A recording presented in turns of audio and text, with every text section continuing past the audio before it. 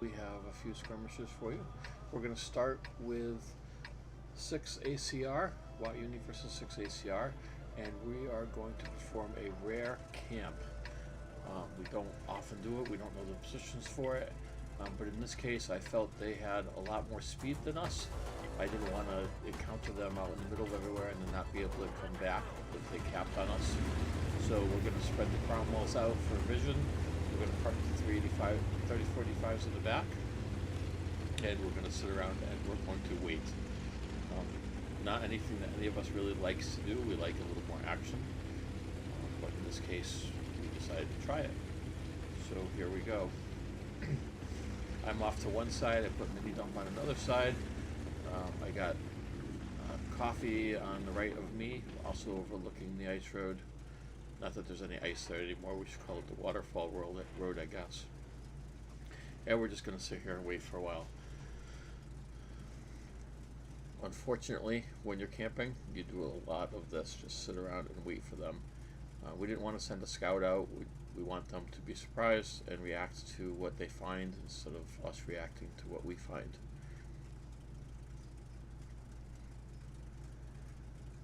And again, usually this is not our play style.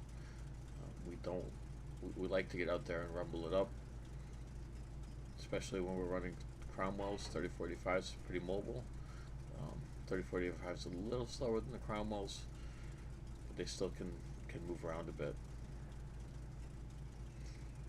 So at this point we're all just grumbling to ourselves, where are they? Why are they taking so long? Well, it takes a little time for them to get up the hills and around, and they're not just going to come right roaring up down the middle because they don't know where we are, so they're taking the long routes.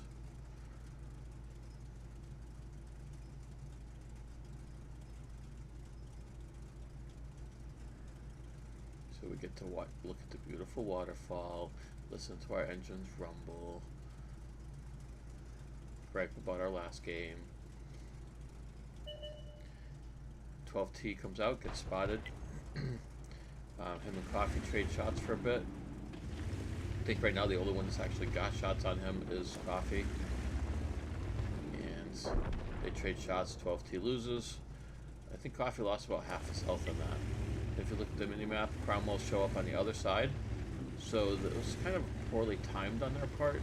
Now they have 3 crown walls pushing us on one side and nothing on the other side, so we're all going to reposition. Now we're going to collapse on these crown walls. Now we're already up a tank, so even if they're all here, we have the numbers. Coffee being real aggressive, down half his health, and gets right up there in the front with a crown well. Mini dump's trying to get shots from the back.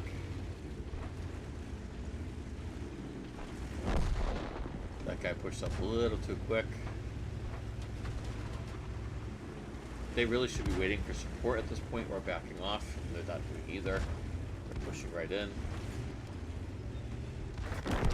Coffee too aggressive. Gets killed. We're still okay, we're up a tank. I push out to try to get mini dump a chance to get off of where the precarious position he's in up there. Get ammo racked in the first shot I receive. Miss a couple shots. Not panicking, I know I have backup.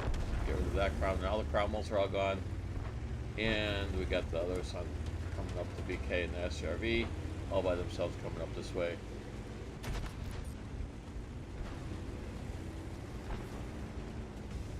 So if they'd have timed it a little better and their VKs and SRV had been up here while we were fighting the crown walls, they would have got shots into our backside. That might have confused us a little. But the way it worked out, their crown walls died too quickly, and these guys are just basically outnumbered. Timing is very important when you split up your forces like that. So that's game 1. And our next game, we're going to face STAUB on on mines. And we're also going to try something different on this one. It's going to be an example of people don't follow orders, but it ends up working out a little closer than it should have been. In this case, I don't want to get trapped up on the hill, so I'm telling all of our tanks, to go to the hill and push right through. We don't want to go up on the hill, we want to push right through them, turn their guns, and start shooting them from the back. By the time the Cromwells do that, the 30-45s will be in a position to be shooting them from the front. That was the plan. So right off the bat, I'm too far out ahead, so I'm slowing down, letting everybody catch up. Lose my momentum a little bit, so guys start passing by me. But that's okay, we're kind of in a group right here. So remember, the call is to go straight through. Mini pauses. Ankh cuts me off, doesn't go through. I try to reposition and get going through. Meanwhile, so now we have 4 tanks to push through into 7, and we have 3 30-45s whose guns are not in the game. Or I should say a Cromwell and 30-45s.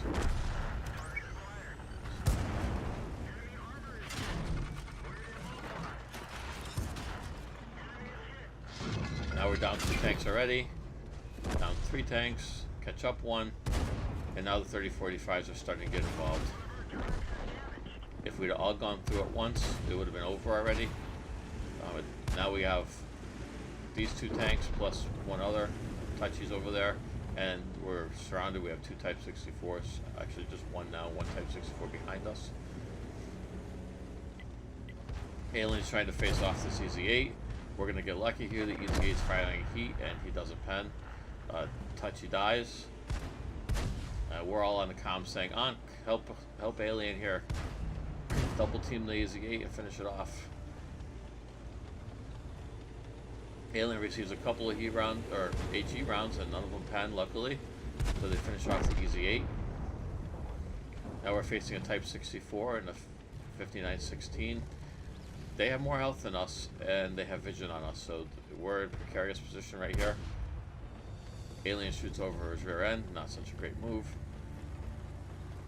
Type 64 is going to poke off of the top, try to get shots at Alien. He gets himself into a little weird position. I don't think he meant to come off like that. I think he just lost track of where he was, and the Type 64 gets shot up a bit. Alien misses a few shots. I think the Cromwell finishes him off. Now the 59-16. Now we're 2-on-1. Still, we're in precarious shape here. I think he's got the advantage with a 1-shot 30-45 and a 2-shot Crom. Our guys decide we're going to push. 59-16 gets caught out in the open, but we don't capitalize. We should have had 2 shots in him there. We missed both of them. Some of the clanmates said shoot HE at him, so our guys switched to HE. Look at that, 54 damage from a Cromwell. Another 20 damage. So this guy would be dead, another 29. He'd be dead already if we were shooting AP. Ankh realizes that, said stop this, we're not shooting HE at this guy anymore. Comes around, sinks a regular shot, and another one to finish it off. So normally against a lot of light tanks, HE works. Didn't seem to work too well against the 59-16, and the EZ-8 did not do well against the 30-45. Now here's one where we're actually going to show a loss this time. We're going up against LOK, and I'm going to show you this from 2 angles. We're going to start the game from Mini Dump's version, because he sees a lot more action in the beginning. This is going to be another example of people not really doing what they were told. It was kind of not communicated properly. It was communicated but not in a clear way, and by not being together we managed to lose this one, and you'll see what I mean as we get into it. So right off the bat, the call is for the fast tanks to go down the south and the slower tanks to go to where the heavies usually go up north in the E5 area. Mini's going to lead the way. He's going to go up to the top and spot. The Cromwells are supposed to actually go down the bottom. In this case, I think they follow Mini, or one of them follows and one goes down the bottom.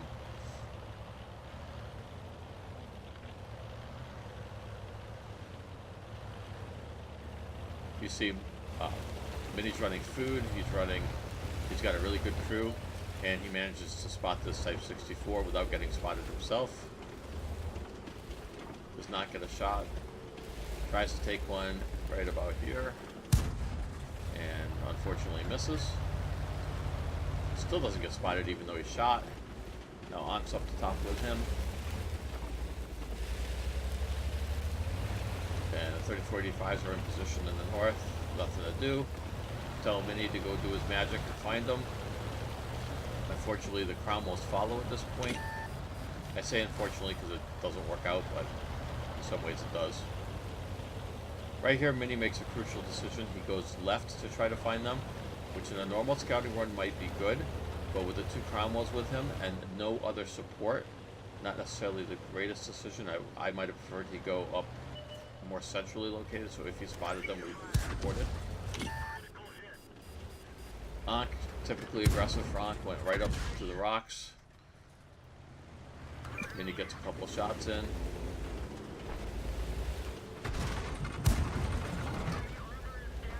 Now at this point, I'm telling the 3045s, we need to hop on it. They need us to get in there right away. If we don't get in there, they're going to be dead without any support whatsoever. So you'll see I'm starting on my way. I think one other tank tries to start following me, but he's well behind. Meanwhile, our Cromwells are dying. Our Type 64 is about to die. You see I'm already up on the hill and nobody's come with me. One guy trailing way behind. Rocket to me, falls off the cliff. I don't think that was intentional. He has problems with rubber banding sometimes. So now we have 6 tanks on the bottom, 1 tank and me up the top, the Cromwell down the bottom. They don't know I'm here yet.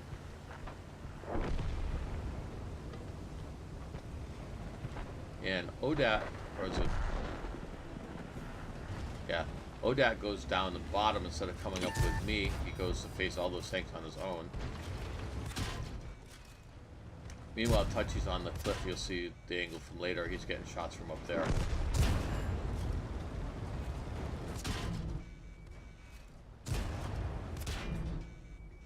And this, I already caught off a Mini, and we're following me now. And I'm doing my best, but I'm way outnumbered. I tried to switch off of the... Yeah, I didn't do too well against the Thunderbolt. Tried to switch off of him at the last second to get the type, but I wasn't quick enough. I could have finished off the type, but didn't finish anybody off. And now it's 5-on-1. Poor Touchy. Touchy got a lot of damage in this one. And he had a lot of damage sniping from up top. It's just unfortunate that one of our 3045s died coming off of the cliff. And the other 2 were just slow responding. Well, one stayed up to... And Touchy does a really good job brawling these 2. They're probably a little over-aggressive because they know they have the numbers.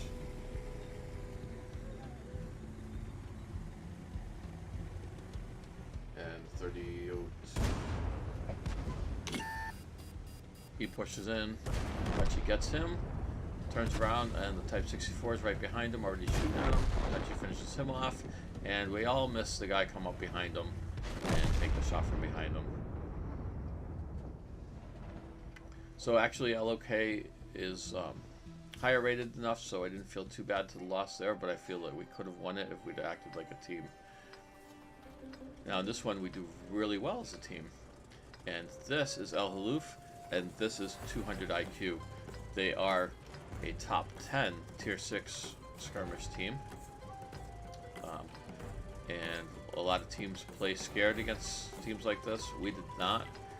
We came out with a strategy, and we sent our 2 3045s up to the north with orders to just hold, not to be aggressive, just make sure it's known that they're there and hold as long as they can. And the rest of us are going to go down into the valley and climb up the hill and try to catch them from the backside. They actually had a really good setup to defend this. So we start headed down, everybody's together. We spot the type and we don't get spotted in return. That worked out really well. We decide we're going to try to go kill them. I am at this point a little concerned they have people overwatching them. Just don't know where they are yet. I make the mistake of getting within the sights of the Overwatch, and we discover the Hellcat and a Cromwell. Cromwell's still unspotted, but we see the Hellcat.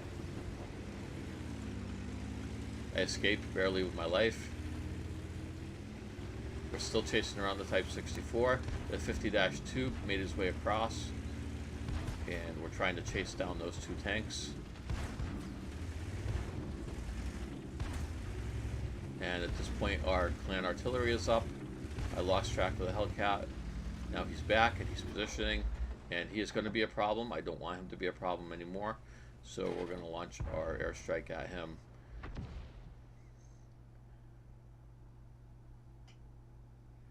And that's where I think he is. Even without spotting him, I launch it, and right about the same time, we eliminate the Type 64 on the top, and the Hellcat gets destroyed by the bombs. Now I wasn't sure here if I wanted to go support and take care of the 50-2. The other two tanks are climbing up. Actually, I think our Type 64 is trying to make shots at the 50-2. I send the three of us up, and the two Krommies to go take out the 52.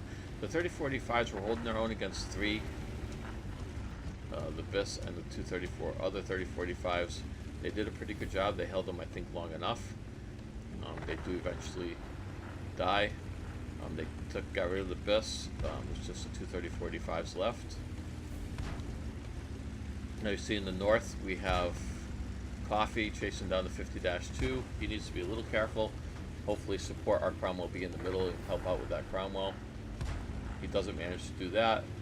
At this point, Mini is ordered to get on the cap. We need to draw them off of Coffee. We can't afford to lose another one. Our Type 64 is still getting shots. And we're going to put a second one on the cap. Now my hope here at this point was that Coffee could get shots in their butts as they come get us. I think he gets a couple. We called the Type 64 up to put a third on cap. And Coffee's getting in position to try to snipe. We put the third on cap, and tank gets spotted as he's coming in, and he gets shot as he's coming in. I wanted him at this point to go out there and just fend them off because he didn't have any cap points anyways.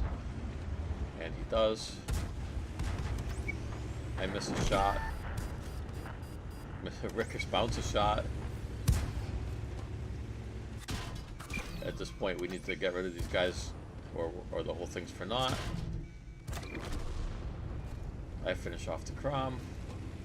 Mini finished off the Type. So now we have the two 30-45s to worry about. I still have Coffee on the other side sniping, and actually he's holding them up. Because he was there, their guns were turned at him instead of at us. So they weren't coming up after us. It was huge. Now for all intents and purposes, they have the firepower here. If they can get to us, they should win. In this particular case, one of them manages to get to us. And with excellent focus fire, one shot, we take him down before he can connect, so we still have all our cap points, and the other one can't get here in time now. We were really excited by this. Beating 200 IQ is a huge win for us.